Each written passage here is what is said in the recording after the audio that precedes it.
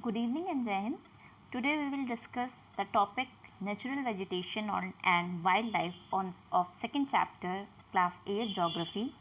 So natural vegetation and wildlife exist only in the biosphere, the narrow zone of contact between lithosphere, hydrosphere and atmosphere is called biosphere. So in the biosphere, living beings are interrelated and interdependent on each other for their survival. This life supporting system is known as the ecosystem.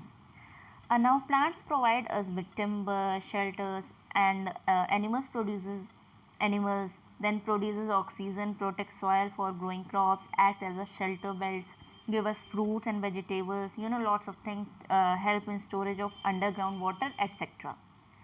Then wildlife includes animals, birds, insects, aquatic life forms. They provide us milk, meat, hides and wool, help in pollination of flowers, act as decomposers in ecosystem, etc.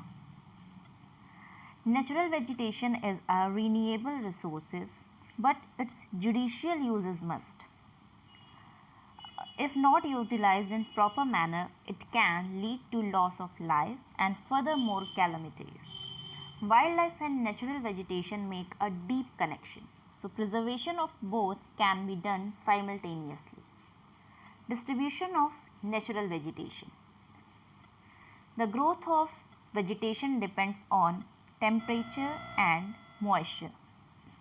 Forest, then grassland, scrubs and tundra are the major types of vegetations of the world. Forests are associated with areas having abundant water supply. These areas have heavy rainfall and huge trees. Grassland are the areas having short stunted trees and grasses grow in the regions of moderate rainfall. As the amount of moisture decreases, the size of trees and their density reduced. Thorny scrubs and shrubs are grow in dry areas of low rainfall. The plants of this region have deep roots and leaves with thorny and waxy surface that helps reduce loss of moisture through transpiration. Tundra vegetation of cold polar regions comprises of mosses and lichens. Evergreen and deciduous are the types of forests depending upon when they are shed their leaves.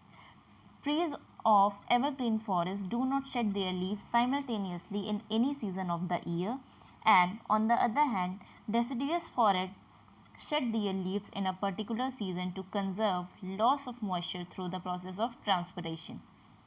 In India, mostly evergreen and deciduous forests are found, which are the rich source of timber and forest produce. So, in Himalayan region of India, mixed forests are found according to their altitude, such as the evergreen forest and deciduous species are found.